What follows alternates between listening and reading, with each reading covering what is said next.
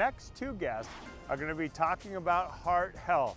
Two amazing individuals that care about getting this message out, and we want to lean into this awareness campaign on heart health. But first and foremost, doctor, let's start with you. What led you to become a cardiologist and have a passion for the heart? Yeah, good question. You know, I was actually an American history major, so I've been all over the place. But you know, I just think heart disease, the heart makes sense. It's a pump, the physiology, but equally importantly, the opportunity to prevent is really, you know, what I do. And I just saw a real opportunity there to prevent heart disease and treat, you know, the #1 cause of death in the United States. Well, we are certainly glad to have your expertise with us today, Doctor. And Misty, let's include you. What led you to the doctor to begin your testing of the heart? Thank you for having me. So unfortunately, I am here, you know, the tale isn't the most uplifting, but it really has given me the platform. So I lost two of my sisters to heart disease, one at 36 and one at 48. And my father had a heart attack at 40. So after my second sister's death, I decided I really needed to figure out what was going on in our family. And that's kind of how I arrived here, and found out that I had elevated Lp(a). Found the Family Heart Foundation, and I was able to connect to you know, healthcare providers that could kind of figure out what I needed to do and get my daughter screened and figure out how we could kind of prevent other people from being in my situation. Wow, that is so tragic, Misty. And I do want to ask, given this family history, how are you doing today? Thank you. I'm really doing pretty well. I've got a lot of support from you know, cardiology. I've got the Family Heart Foundation. I found a whole community through the Family Heart Foundation too, of other people that are living with the disease and other people who have lost, and really just figuring out what I need to do to navigate my care and the care of my daughters.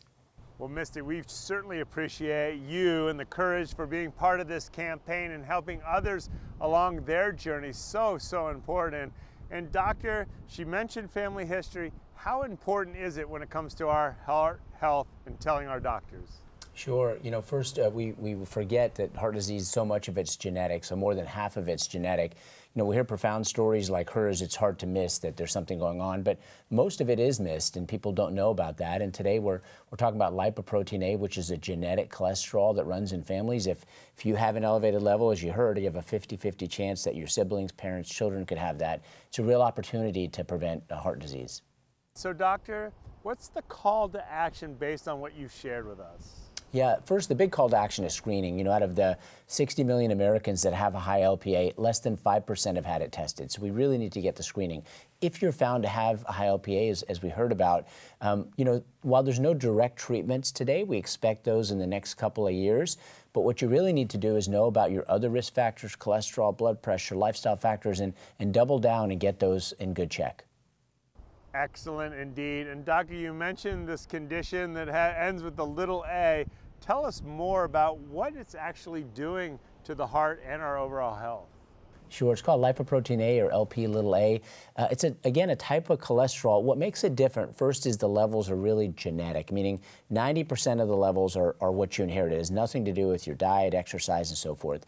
It's different because, one is it causes inflammation in the arteries, it increases blood clotting, and it increases the development of atherosclerosis, so that plaque buildup in the arteries, really increases that risk of heart disease, and commonly people in developing it earlier in life, 20s, 30s, 40s, so a really important risk factor. Well, doctor, we appreciate your time, your insights, and Misty, let's wrap with you. Tell us about the Family Heart Foundation and its importance as we wrap. I mean, to me, it's been everything. It really just connected me with people who understood the conversation. A lot of people have never even heard of elevated Lp(a) or Lp(a) at all.